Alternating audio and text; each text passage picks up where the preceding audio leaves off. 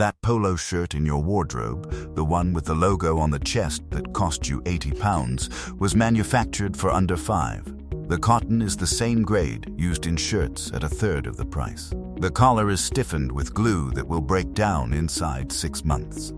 And the logo you paid a £75 premium for was embroidered in the same factory region as every other brand on the rail next to it. Today, we are naming 10 polo shirt brands sold in the UK to avoid and 3 hidden gems that are actually worth your money. Number 10. Primark? You already know this is coming. A polo shirt for £4 to £8 uses a polyester cotton blend weighted heavily toward the polyester, which means it traps heat against your skin, pills within weeks, and fades unevenly after a couple of washes. The collar loses its shape almost immediately. The shoulder seams start pulling. And because the stitching is minimal and the fabric is thin enough to see your hand through in some colors, the whole thing quietly falls apart well before the season is over.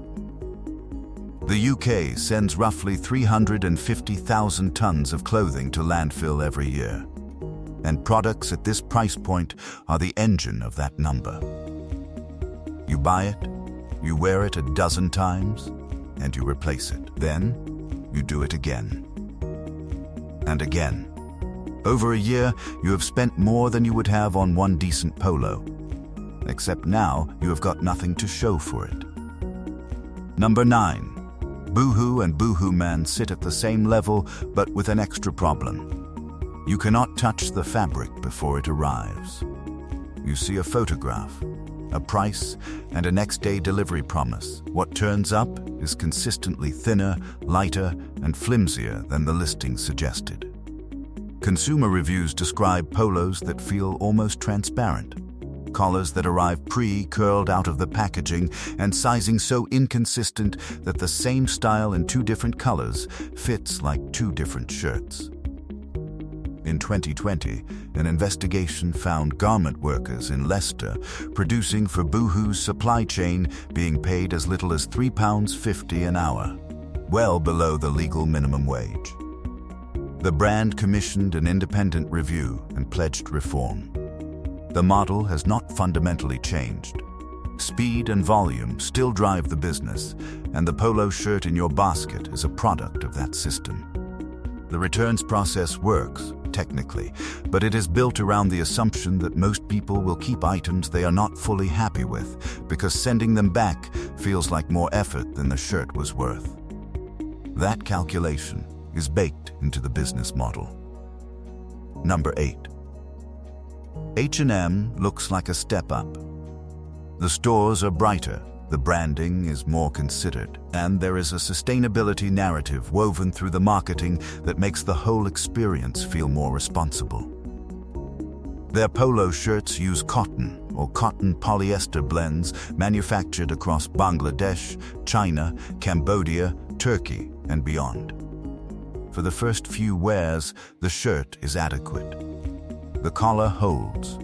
The seams sit flat. Then you wash it a handful of times and the fabric starts thinning. The cuff ribbing stretches out and the shape of the body distorts in a way that no amount of ironing will fix. At £12 to £20, you are really paying for a shopping experience that feels more grown up than Primark. The Conscious Collection label adds a sustainability premium to the price tag, but it does not add a single extra month to how long the shirt holds together. When a polo lasts 8 months, regardless of which green badge it carries, the swing tag is managing your perception of the brand, not the lifespan of the garment. You are buying a feeling about the purchase, not a better purchase. Number 7. ASOS own brand polos live in the online mid-tier at £10 to £25, with decent photography and product descriptions referencing premium cotton, textured pique and rib detailing. Most of that language is doing more heavy lifting than the fabric behind it.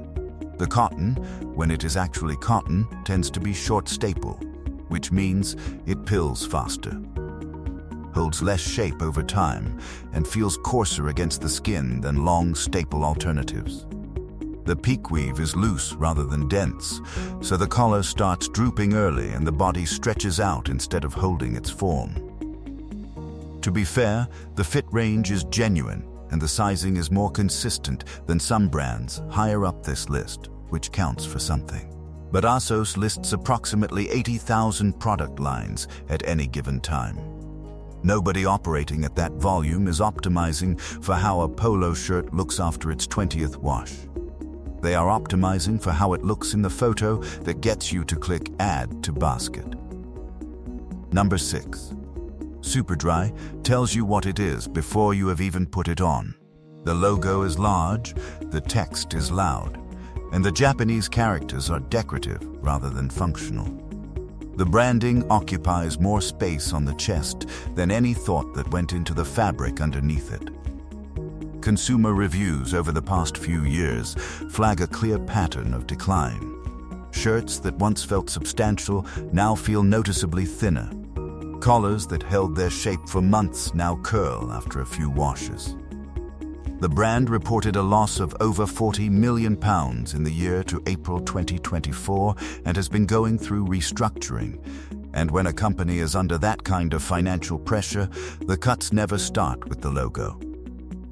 They start with the gram weight of the cotton, the thread count of the stitching, the things you cannot see on a hanger but absolutely feel after the third time through the machine.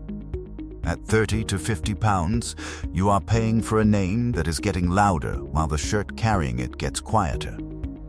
If the logo were smaller and the fabric were better, this would be a completely different conversation. But the logo is not getting smaller, and the fabric is not getting better. Number 5. Next is the one millions of British men reach for without really thinking about it. Because it is there, it fits well enough, and it does not require any research. Next polos sit at 15 to 30 pounds and are manufactured across Asia using cotton polyester blends in the standard range. They feel fine in the store. The collar sits up. The fabric has a reasonable weight to it. Then you wash it a few times and notice something. The collar starts to ripple and bubble in a way that was not there when you bought it. That rippling happens because the collar uses a fused interlining, a synthetic stiffener glued inside the fabric. And once the adhesive starts breaking down from heat and moisture, the collar separates from the outer layer and you get that distinctive wavy, rumpled look that makes the whole shirt feel tired. The premium range is better on this front, but the price difference between the two is not always obvious on the rail. Two polos from the same brand, 3 hangers apart, built to completely different specifications. If you do not know what separates them, you are guessing. And most people are guessing. Number 4. Tommy Hilfiger charges £40 to £80 for a polo shirt, which puts it firmly in the territory where you would expect something meaningfully better than what sits below. The cotton is decent. The pique is adequate. The construction is competent. But the shirt is manufactured across the same global supply chain as the mid-tier brands beneath it, through factories in China, Vietnam, Bangladesh, India, and beyond. Tommy Hilfiger is owned by PVH Corp., a publicly traded American corporation that also owns Calvin Klein, with revenue exceeding $9 billion globally in 2023. That kind of scale produces extraordinary marketing, not extraordinary polo shirts. Hold a Tommy polo in one hand and a next polo in the other, without looking at the labels, and the gap between them is far narrower than the price gap suggests. You are paying for the flag on the chest. The flag costs roughly £40 to £60. The shirt costs roughly the same as the 1-2 shelves below. That does not make Tommy a bad brand. It makes it an honestly priced £25 polo wrapped in a £60 story about East Coast Americana that has very little to do with a factory floor in Dhaka. Number 3. Hugo Boss is the polo men buy when they want to look like they have made an effort without actually having to think too hard about it. The office polo. The smart casual default. At 50 to 90 pounds, it carries the expectation of a genuine step up in fabric and longevity. And for the premium Boss line, that expectation is justified. But the shopper walking into a Boss store and picking up the 60-pound polo is not buying the premium line. They are buying the entry-level product from a brand whose reputation was built on something more expensive. And that entry-level shirt is manufactured across Turkey, Eastern Europe, and Asia using cotton elastin blends. The elastin adds stretch, which feels nice on day one. But elastin fibres degrade faster than pure cotton under repeated washing. After 6 months of regular wear, the collar sags, the cuffs lose their snap. And the clean lines that justified the purchase have softened into something that looks worn out rather than worn in. The label says Boss. The construction says mid-tier. The price sits right in the gap between those two realities, which is exactly where the margin lives. Number 2. Ralph Lauren is the polo shirt. The brand and the garment are so intertwined that most people cannot think of one without picturing the other. And that association, that deep cultural embedding, is doing virtually all of the work at the checkout. 97% of Ralph Lauren products are manufactured outside the United States.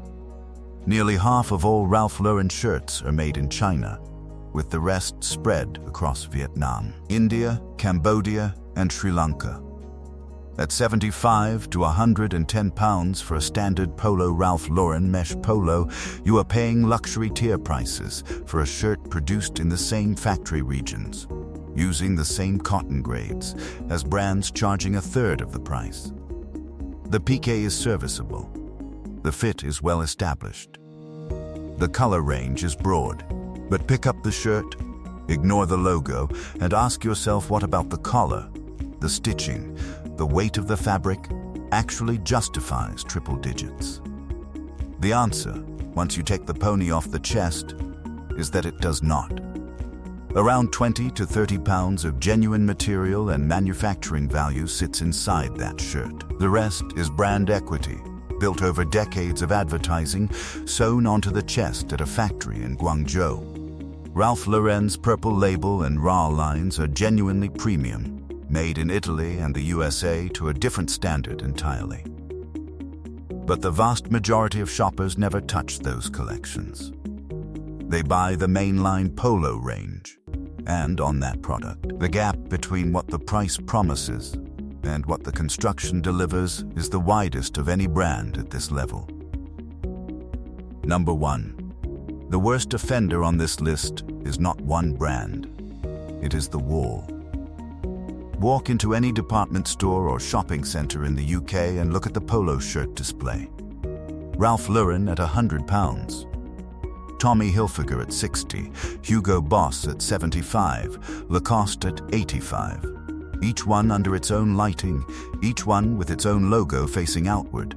Different names, different boxes, different stories. But the construction underneath is closer than any of those brands would ever want you to know.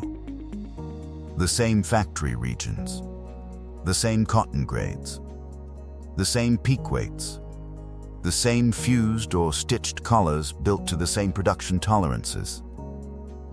What actually changes as you move along that rail is not the quality of the shirt. It is the price of the logo license. A £60 department store polo and a £90 one are, in most measurable respects, the same garment wearing a different badge. The UK clothing industry contributes £62 billion to the economy. In the polo shirt category specifically, a significant portion of that flows toward branding rather than fabric. The wall is not a curated display of craftsmanship. It is a pricing ladder where every rung is the same width and the only thing that changes is the embroidery on the chest. Before we get to what is actually worth buying, one piece of knowledge will change how you shop for polo shirts permanently. Every polo shirt collar is built using one of three methods. The first is fused construction. A synthetic interlining is glued inside the collar to make it stand up. It is cheap, it is fast, and it is what most shirts under 50 pounds use. The problem is that repeated washing breaks down the adhesive. The interlining separates from the outer fabric, and the collar begins to bubble and curl in a way that makes the whole shirt look like it has given up. Once it starts, you cannot reverse it. The shirt is done. The second method is self-fabric, where the collar is made from the same material as the body, folded and stitched without any stiffener inside. It is softer and more relaxed, but it will not hold a crisp line. The third is a rib knit or welt collar, which is the gold standard for a piqué polo. The collar is a separate piece of dense rib knit fabric stitched to the neckline, designed to hold its shape through hundreds of washes without any glue involved. That is what the original tennis polos were built with, and it is what you should be looking for. Flip the collar. If you can feel a stiff synthetic layer inside that is clearly different from the outer fabric, it is fused and it will eventually fail. If the collar is dense, flexible, and made from the same knit as the cuffs, someone built it to last. Now here is where to spend your money. Number 3. Fred Perry, specifically the M12 twin-tipped polo from the Made in England collection. Not the standard M3600 you see in every department store, which is made in China and is a perfectly competent shirt but not what earns a place here. The M12 is made entirely in Leicester, knitted at UK Piqué, cut and assembled next door at ESP, embroidered and hand-finished with a dedicated Fred Perry employee overseeing the process from beginning to end.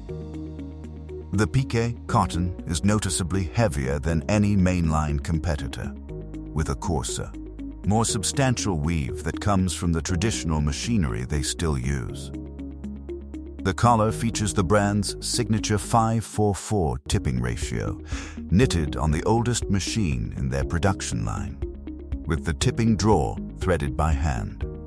This is a polo designed by a British tennis champion in 1952 and still made in the same city, by people whose craft is dedicated entirely to getting this one garment right. At around £100, it costs the same as a Ralph Lauren or Lacoste, except the money actually went into the shirt. Make sure the label says "Made in England." The M3600, which is the version most commonly displayed, is a different product made in a different country to a different standard. Number 2. Sunspell Riviera Polo. Sunspell was founded in 1860 and is one of the oldest clothing companies in England. The Riviera came about in the 1950s when Peter Hill, the founder's great-grandson, returned from the French Riviera frustrated by how heavy and hot the standard piqué polos of the era were. He went back to the company's Long Eaton factory in Nottingham and repurposed disused lace-making machines to create a completely new cotton warp knit mesh fabric, which they designated Q75. It is dramatically lighter and more breathable than any conventional peak. But it holds its shape and its color, wash after wash, in a way that heavier fabrics often do not. The shirt was retailored in 2006 for Daniel Craig's debut as James Bond in Casino Royale, and that is essentially the version you buy today. Made in Portugal from Supima cotton, one of the longest staple cottons available commercially. The collar sits flat without any fusing because the structure of the fabric itself holds the shape. No logo on the chest. No visible branding at all. At £90 to £110, it costs the same as the department store logos, except every pound went into fabric innovation, fit, and construction rather than a licensing deal with a celebrity or an athlete. Number 1. John Smedley. They have been making knitwear at Leah Mills in Matlock, Derbyshire since 1784. That is 240 years of continuous production at the same site, making it the oldest manufacturing factory still in operation in the world. 8 generations of the same family. A royal warrant holder since 2013. Every single garment is made in England, on site, by hand. Their polo shirts are fine gauge, knitted from Sea Island cotton, the rarest and most expensive cotton on earth. Grown exclusively in the Caribbean. At 30 gauge, the knit is so fine it feels closer to silk than to anything you have ever associated with the word polo shirt. The collar is fashioned rather than fused, meaning it is shaped during the knitting process itself, so there is no glue, no interlining, nothing to break down. It holds its form for years. The fabric drapes instead of sitting stiff. It breathes instead of trapping heat. And it genuinely improves with wearing, softening into your body in a way that mass-produced Peke never does. From Paul Weller to Daniel Craig's Bond in Skyfall, John Smedley has quietly been the choice of people who care about what they are actually wearing, rather than what is printed on the front of it. At 140 to 180 pounds, it costs more than anything else on this list. But one of these, worn for 5 years, costs less per wear than 2 50-pound department store polos replaced every 12 months. And one shirt goes in the bin instead of 4. Available direct from their website, at Liberty, and through selected retailers across the UK. One quick test protects you from most of the noise on any polo rail in the country. Flip the collar and feel for a stiff synthetic lining glued inside. If it is there, the collar will fail. Check the fabric label. If polyester appears before cotton or the blend is more than 20% synthetic, the shirt will pill, trap heat, and lose its shape faster than you would expect for the price. Then, look at the cuffs. If the ribbing is loose and thin, the shirt was built to hit a margin. If it is dense and springs back when you stretch it, someone was thinking about how it would look after the 10th wash, rather than just the first. The department store polo wall is not a display of craftsmanship. It is a row of logos priced according to how much brand recognition sits behind them, not how much quality sits inside them. The 3 brands at the end of this list prove that genuinely well-made polo shirts exist at the same price point or close to it. The difference is that their budgets went into cotton, construction, and people who know what they are doing rather than into advertising campaigns and licensing deals. Stop paying for the logo. Start paying for the shirt. You will feel the difference the first time you put it on. And you will feel it even more the 20th time you wash it and it still looks the way it did when you bought it. A well-made polo does not need a logo to justify itself. It justifies itself every time you reach for it, instead of everything else in the drawer. Tell us in the comments which brand you have been buying and whether the quality has changed since you started. If this was useful, share it with someone who is about to spend £80 on a logo sewn onto a £20 shirt. Subscribe so you do not miss the next investigation. See you in the next one.